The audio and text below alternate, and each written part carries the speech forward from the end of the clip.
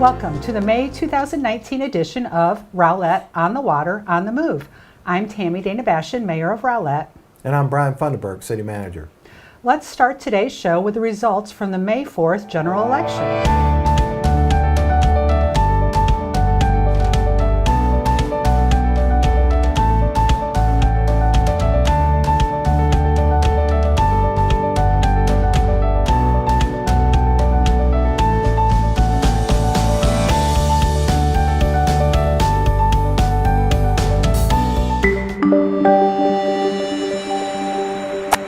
Waterview Golf Course will be undergoing extensive renovations this summer.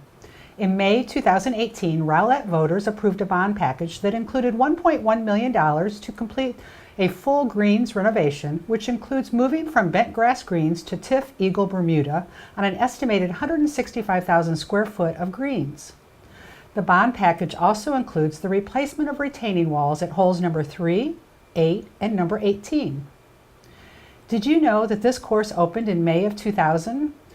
Although it has held up quite well and several improvements have been made over the past 19 years, we are so excited to show this community amenity the attention it deserves.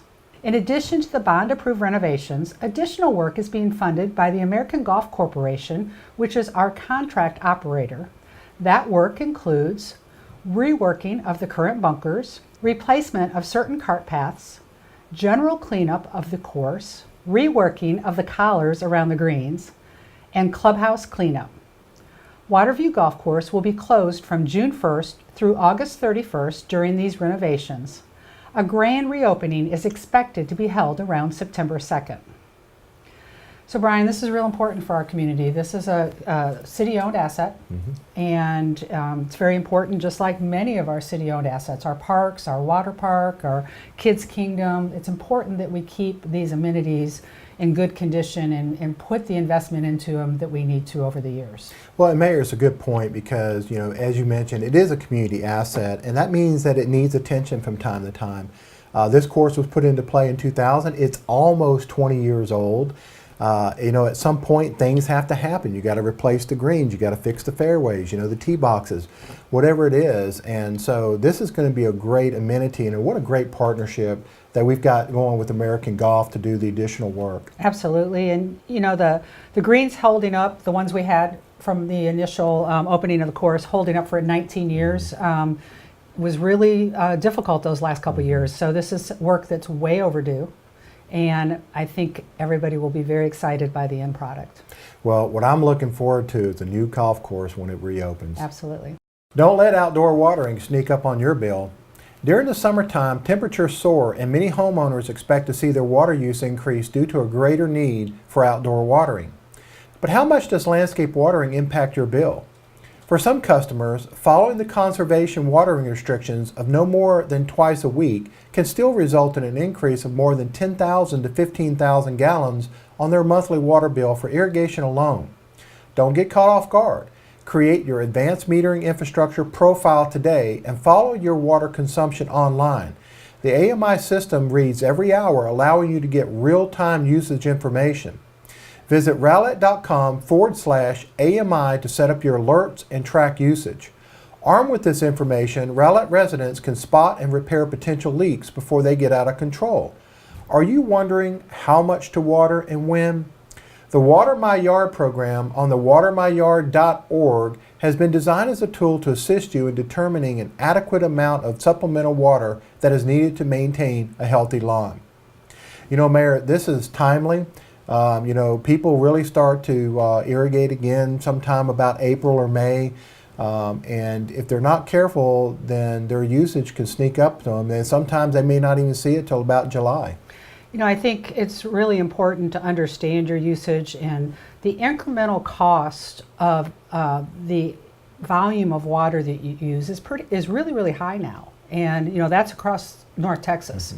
And I think it surprises people that they water once or twice a week and what that incremental cost is. And I've been using AMI since it came out, and it's helped me several times when I didn't realize I had my sprinklers on when I shouldn't have had them on. So what a great tool, and we're doing everything we can to make sure we educate the public. Well, and Mayor, I really like the fact that of those alerts because I have it set up that way, and it lets me know when I'm using more than 15,000 gallons. And at that point, then I can make decisions that can help lower my bill in the future. But the one thing I think this whole process has helped me more than anything is to learn how much to water. Absolutely, and you can set your alerts at your own level. That's right. One of my favorite events of the year is the Boards, Commissions, and Volunteer Appreciation Banquet. Recently, we had a chance to honor amazing citizens who give their time and talents to make Rowlett the incredible community we all enjoy. Here are this year's award recipients.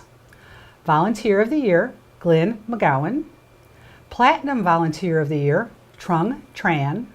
Diamond Volunteer of the Year, Margaret Deal. The Richard Huff Excellence in Community Service Award, former Mayor Todd Gattell. In fiscal year 2018, volunteers donated 22,978 hours of their time. That equates to over $573,000 in taxpayer savings and is equivalent to 11 full-time employees. There are many volunteer opportunities available through the City of Rowlett. Visit rowlett.com/volunteer for more information about the volunteer program and enroll today. We moved the banquet to National Volunteer Month this year, and it was very, very nice to be able to celebrate with all those people. It was a wonderful, wonderful evening, and it's very, very important that we take that time to say thank you to all those people that make such a difference in our community. Mayor, you're right, and what a great opportunity to do that in that kind of a venue.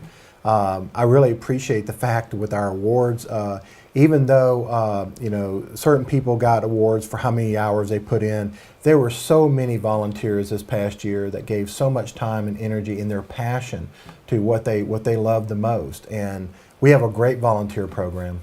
Lots of opportunities out there. I hope you'll visit that site. Our community also celebrated local police, firefighters, public works, teachers, principals, nurses, and veterans during the first ever Hometown Heroes Awards banquet. Presented by the Rowlett Chamber of Commerce on May 3rd at the Rowlett Community Center, here are this year's award recipients.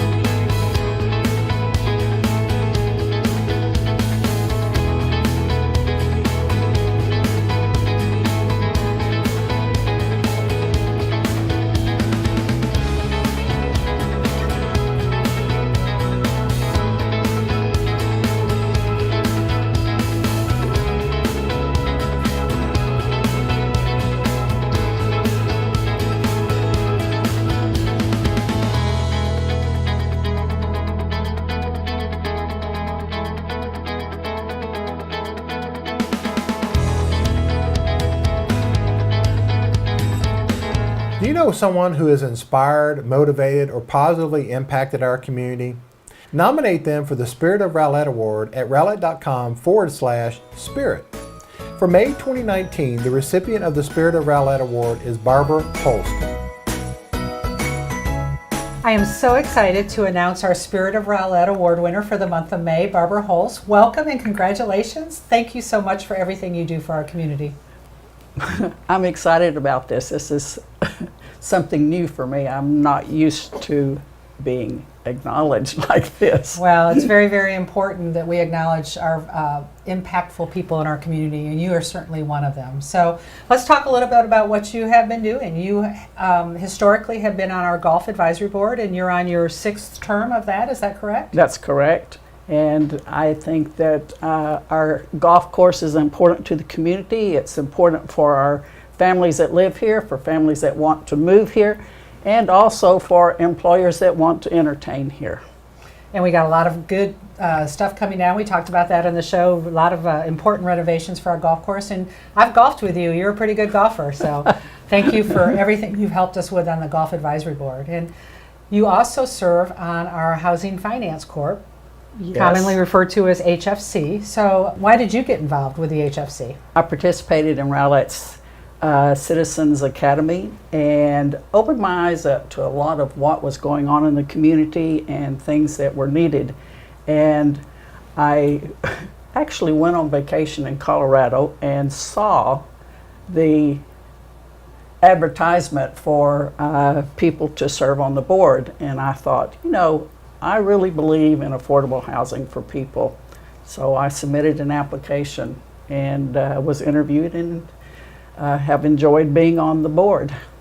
So what is the mission of the Housing Finance Corp? Providing the opportunity for affordable and safe housing for as a foundation for a meaningful life. So why do we need that in Rowlett? We need it basically for the economic impact that it could bring to the community. Employers won't come here if we don't have a workforce. And the workforce can't move here if they don't have a place to live. And a lot of people don't realize that in Texas, low-income families range from $38,000 to $61,000 per year annual income. And those are the people that would be hired to work in a lot of the positions that would come to Rowlett. And that's a little bit difficult to find housing in Rowlett with that kind of income level right now, is that correct? Absolutely. A lot of people, as a matter of fact, I was at Sprouts and there was a lady checking me out and she was telling me about her drive to work every day and back home. And I thought, you know, we need to give these people the opportunity to live here, a place that they can afford so that they can live here, work here, spend their money here, and have their children go to our schools. And you all have been very busy at the HFC. I know Yes. you spend a lot of time and effort, and we so appreciate that. What have you been working on? What successes have we had so far with the HFC? The one thing that we have is our Lakeview Point Senior Living Center that is going up, should be up in early 2020. Our goal was this year, but there were some things that held it back. But early next year, we should have that available for seniors in our community.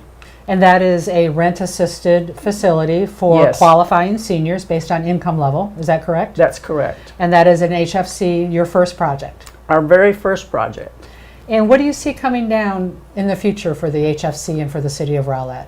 I think it's possible that we could have a combined senior and workforce or family community in our city. I think it's possible that we could have a patio home type situation where there would be a little smaller homes than what is generally available in Rowlett, but then families could live here and take advantage of those smaller homes. Well, thank you, Barbara, for everything you have done and are continuing to do for our community. This is an important issue for our community, and we really appreciate your passion and everything you are doing to help us in this city, wonderful city of Rowlett. Thank you. I appreciate you having me. Do you know someone who makes a difference in Rowlett? Nominate them for the Spirit of Rowlett Award at rowlett.com/spirit. On last month's show, we debuted Ask the Mayor. It is a new segment where we answer your questions about city-related topics. We had some great questions last month. Let's keep the ball rolling with this month's Ask the Mayor questions. Our first email asks, why are there portions of major roads in Rowlett that do not have sidewalks? What is the plan to fix this issue? That's a really good question. Under the current code, sidewalks are required to be installed with new commercial and residential development. Previous areas were built or annexed by the city at times when the building codes or land use requirements were different. In order to address this issue, the city utilizes multiple means to fund sidewalks where needed. For example, in April, the city applied for a TxDOT Safe Route to School grant through the North Central Texas Council of Governments to improve student safety within 2 miles of school from kindergarten to 8th grade. Bond funds are also used. A great example of that is when we widen Main Street from the traffic circle to George Bush, sidewalks will be added on both sides. The first stage of this project, utility relocations, has already begun. Finally, the city also funds a matching program to replace sidewalks that are in poor condition due to age or damage. This serves two purposes. One, it helps our residents with the cost, and two, it ensures that our citizens have safe, accessible sidewalks. The second email this month asks, what are they building at the corner of Dow Rock and Schrady? The development on the southwest corner of Dow Rock and Schrady is an assisted living facility referred to as Lakeside Villas and consists of 126 units. While the developer hasn't provided a specific completion date, it is anticipated the project will be completed by the end of 2019. And finally, we have a two-part question. The first part of the question is, when will the pavement at the corner of Osage and Linwood be repaved and the sidewalk on Linwood be fixed? It's just gravel and potholes. The sidewalk on the corner of Osage and Linwood will be replaced during the reconstruction of Lake Country Estates Phase 2, which is funded from our 2018 bond election. We won't know how the contractor will propose to complete the individual sections until we actually receive the bids and award the project. However, advertising for the reconstruction begins in May 2019. We expect the entire project to start August 2019 and be completed by April 2020. And the second part of the question, what is being developed on the corner of 66 and George Bush? The development on the southwest corner of Highway 66 and George Bush is a 10,315 square foot retail shopping center containing a Jersey Mike's restaurant and additional retail space referred to as the Shops at Lakeview. The site also has an adjacent lot containing a 4,000 square foot Panera bakery. The entire development is under construction currently. Those were great questions. Please keep them coming. If you have any question you'd like to ask the mayor about any city-related topic, please email them to askthemayor@rowlett.com. Tune in next month and see if we picked your question. Here are the top 5 summertime programs and events in Rowlett. Number 1, the Wet Zone Water Park opens on May 11th for weekends and June 1st for the summer. Located just off Main Street, the Wet Zone Water Park is located behind the Rowlett Community Center and next to Kids Kingdom. Enjoy one of our great water slides, relax by floating down the lazy river, or celebrate your birthday with Haley the Hippo. Plus, if you're a Rowlett resident, receive a discount on daily admission tickets and season passes. For operating hours, swim lessons, cabana rentals, season passes, and much more, you can visit wetzonewaterpark.com or call 972-412-6266. Number 2, fireworks on Main. Celebrate Independence Day in Pecan Grove Park on Thursday, July 4th from 6 to 10 p.m. Free admission. Fireworks on Main is a spectacular night that offers fun for the entire family, including live music, children's activities, bounce houses, laser tag, beanbag tossing tournament, and a magnificent fireworks show. On next month's show, we'll announce the music headliner for 2019. Number 3, the summer reading program kicks off on June 4th and is open to children, teens, and adults. Win prizes for reading books. The summer reading program isn't the only thing going on at the library this summer. Check out the fun planned for kids of all ages by visiting the library on Main Street. And while you're there, don't forget to visit the newly opened Book Club Cafe. The weekly Rowlett Farmers Market. It's every Thursday. Located in the village of Rowlett downtown, this weekly farmers market is home to Rowlett vendors, merchants, artisans, and craftsmen. For more details, please visit villageofrowlettdowntown.com. And Brian, number 5? All right, here we go. Summer Concert Series. Our free summer concert series is back. Friday nights in August from 7 p.m. to 9 p.m. Come unwind in beautiful downtown Rowlett and have some fun while listening to some of the area's best cover bands. Food trucks will be on site to offer up some tasty food. This is just a small sampling of activities and programs this summer in Rowlett. Visit the city's Facebook page or subscribe to Friday at 5 on Rowlett.com to learn about all upcoming events and activities. Also, the Parks and Recreation Department has just released the summer edition of Lakeside Leisure. It is now available online at Rowlett.com. Walk the Bridge is a monthly event with the purpose of bringing awareness to the 30-plus veterans and first responders that sadly choose to take their own lives every day. Each month on the 22nd, Third Watch Law Enforcement Motorcycle Club leads a walk on Highway 66 Bridge between Rowlett and Rockwall to draw attention to the problem of suicide among our country's heroes. Citizens are invited to walk the bridge in an effort to bring attention to and to find solutions for this suicide epidemic. Participants gather at 6 p.m. and the walk begins at 6:30 p.m. on the Rockwall side of the bridge on the 22nd of every month. This is a cooperative effort between Third Watch Law Enforcement Motorcycle Club, the Veterans Resource and Outreach Committee, Lake Ray Hubbard Detachment of the Marine Corps League, Disabled American Veterans Post 137, and Make It Happen. Jeffrey Gray, who was honored at our Veterans Recognition Ceremony in January, started this walk over 4 years ago. On special note, on Saturday, June 22nd, Third Watch will be holding an event called Hands Across the Bridge at 2:22 p.m. The goal is to have everyone join hands and span the full 2-mile length of the Highway 66 bridge. Registration will be from 10 a.m. to 1 p.m. at the boat launch on the east side of the bridge. Someone who is actively involved in our local veterans is Chris Bunkoff, who is the director of the newly opened Veterans Resource and Outreach Center. Recently, I had the chance to catch up with Chris at the V-Rock. Let's take a look.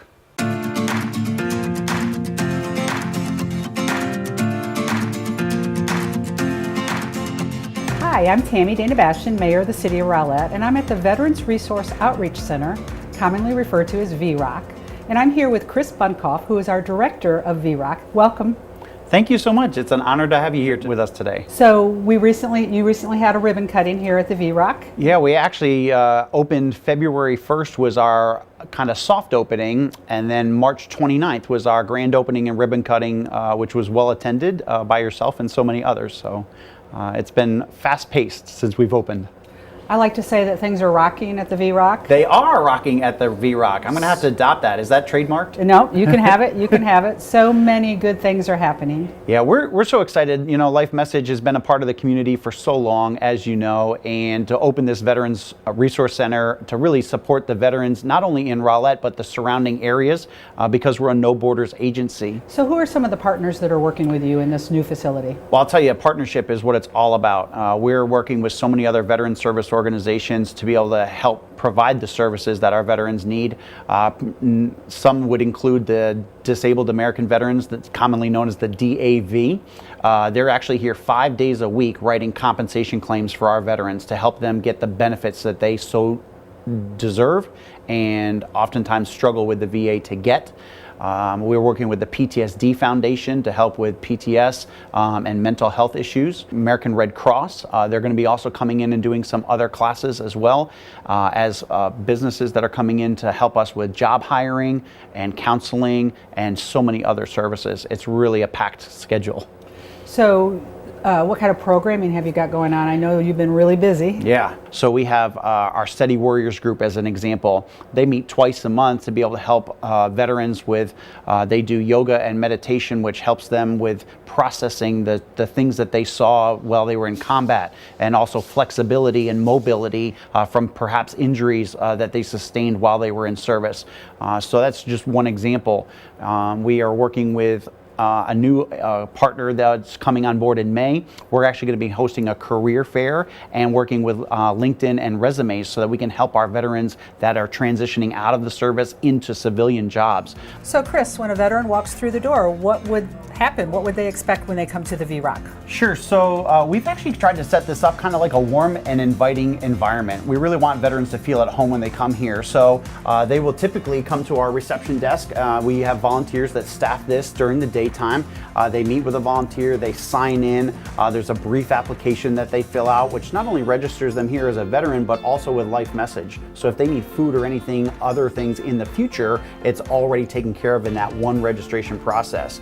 And And then from there, we usually will take them and sit them down in our coffee lounge where they can be able to fill out that paperwork, maybe have a cup of coffee, a glass of water, just something to kind of love on them and figure out what it is that they need so that we can best help them. Throughout the facility, we've actually got about 4,500 square feet, and we wanted to honor each branch of service, so we have different rooms that we utilize for different activities. So our Navy room, each room is themed out with decor that really makes it inviting for the veterans. So we've got their flags, we've got their memorabilia, which is all being donated from veterans. So this is a small group. We might do peer-to-peer counseling here, a small group, could be a small workshop. Each of our rooms has been set up with TVs and stuff that were donated from partners like Target and Home Depot and others that contributed to our build out. Our marine room back here, you can see, is kind of set up like a classroom environment. We actually provide job training services and actually partnering with somebody that's going to be doing a LinkedIn and resume job readiness program, and then helping them get jobs in technology. How do they take what they did in the military and transition that into civilian life? And so recently we got a great donation from our good friends over at Atmos Energy. They donated 8 additional laptops to us for this classroom environment, and so we can do classroom instruction here, which is really great. Later in the month of May, the American Red Cross is going to be coming in and doing some classes and such as well. So each meeting room space is kind of differently themed out, as well as the usage that we can do in it. This is the Army room? This is our Army room. It's our biggest room, and it's really very versatile. You can see today we're kind of set up for our networking meeting that we do once a month with all of our veteran service organizations. You can see the coffee lounge over here behind us. Veterans can come in here anytime, whether they just want to come hang out. They can have a cup of coffee, they can get some snacks, they can sit. We had veterans in here watching the Masters last week, so it's just a friendly, inviting place for them to come. We've got some card tables and dominoes and those kind of things, and we're still growing. So here we have a bunch of pictures that were all donated from a veteran who is actually a photographer in Vietnam. And those are he Vietnam actually, pictures. these are all Vietnam pictures, and he donated those. And we got volunteers that are coming in to hang these up. And it just kind of helps tell the story and let our veterans feel connected to our facility. And then we have our Air Force room, which is more of a conference room area. And we can also use this for small groups. And then our Navy, our Air Coast Guard, actually. Coast Guard room. Our Coast Guard area. We didn't give the Coast Guard a room. It was kind of funny. The Coast Guard, of course, they go all over the place, so we didn't lock them into a room, and so they've got a Coast Guard area. And it looks like DAV has an office here. So we have been writing so many claims, we brought them in full-time, and with volunteers and the DAV staff, we're able to actually be here 5 days a week writing claims, and have seen so many veterans and been able to help increase their compensation. We recently had a veteran that was only at about 10 or 20% of compensation, came in, sat with our DAV guys, wrote a claim, applied for the increase, and was able to get up to full 100% disability coverage, which makes a huge difference in the life of a veteran from an economic standpoint. So if someone wants to find out information about your facility, your programs, where do they find that out? So there's 2 places really, and of course everybody's on social media, so I always say go to Facebook. You can go to the Facebook and look up VROC at Life Message. That's our Facebook page, and all our events are listed there. You can get in touch with us through there. And of course the Life Message website, which is just simply lifemessage.org/veterans, and that'll take you right to the veterans page. They can see pictures, they can see the calendar of events, they can reach out to us if they have a need or a veteran in need. There's a contact form right on the website where they can actually fill out and say, hey, I'm a veteran and I need help with XYZ. That comes right to our email, and we're able to respond to that very, very quickly. And of course they can, if they're local, we encourage them to just come on by here. We're just down from the DART station here in Rowlett on Industrial Drive, and so conveniently located to make accessibility for veterans. Just it really makes it easy for them. Do you have hours that they can just drop into? Yeah, we're open 9 to 5 Monday through Friday. So we're here, all week long, and they don't even need an appointment, which is so different from what they're used to. At the VA, if you don't have an appointment, you're going to sit and wait for hours and hours. Here, we're able to process them in very quickly, get them the help that they need, and then, of course, work with our partners to be able to make that referral if it's not something that we can handle internally. And if you're an organization or a business or an individual that wants to help, Yeah, well, let me tell you, we need a lot of help. We're coming across veterans that have all kinds of needs, and it's a great way for businesses, especially if they're veteran friendly, to be able to get involved. Whether it's volunteering, whether they might be a contractor and want to help a veteran who's maybe disabled or is unable to keep up with their house. We have those kind of requests coming in: fix the roof, fix the house, check the AC, that kind of stuff. So businesses could certainly partner with us on those regards. And then, of course, sponsorships. I mean, it takes dollars to run a facility like this. And we really do a good job of being able to market the businesses that are partnering with us. They get not only advertising on our websites and social media, we connect them to a couple of radio stations that are partnering with us to get the word out to our veterans. well, thank you to you and to Life Message and to Chris Kazar and Yeah. everything this organization is doing, and look so much forward to the future. Great things will continue to happen. Yeah, well, thank you so much for coming by. We're excited just to have the support of our city council, and it takes a community coming together to make a difference in the lives of people. So thank you so much. Thank you, Chris. And welcome back. Here are the public meetings in May. We have council meetings on May 7th and May 21st, and planning and zoning meetings on May 14th and the 28th. Also, the Police Officer Memorial Service will be on Wednesday, May 15th at 8:15 a.m. in Veterans Park. Then, on Saturday, May 18th, it's the animal adoption event at the Rowlett Animal Shelter from 10 a.m. to 5 p.m. Stop by and see all the wonderful animals we have for adoption at the Rowlett Animal Shelter, which is located at 4402 Industrial. And on Saturday, May 25th, the City of Rowlett will come together to honor all the brave men and women who dedicated their lives to preserving our freedom. It's the Memorial Day celebration featuring Touch a Truck on Saturday, May 25th in downtown Rowlett from 10 a.m. to 1 p.m. After the conclusion of the Memorial Day ceremony, this special day will continue with Touch a Truck. Touch a Truck is a fun, educational opportunity for the children of all ages to touch, climb on, and explore trucks lined up in downtown Rowlett. City of Rowlett offices will be closed on Monday, May 27th for Memorial Day. And finally, Unite Rowlett presents Love My City Week. June 9th through 14th, Unite Rowlett has a vision to partner with churches, nonprofits, businesses, and people by coming together for an entire week of intentionally loving our community through various outreach projects. The week begins on Saturday, June 9th with a volunteer rally at the Rowlett Community Center from 6 to 7 p.m. The week closes with a big party in downtown Rowlett. It's the Friday night celebration on June 14th. There'll be live music, food trucks, inflatables for the kids, and a recap video of the week, celebrating all the volunteers and projects accomplished during the week. Here's the website where you can sign up and get involved, uniterowlett.com. Thank you for watching the May 2019 edition of Rowlett on the Water, on the Move. Any information or story heard on this show can be found on rowlett.com.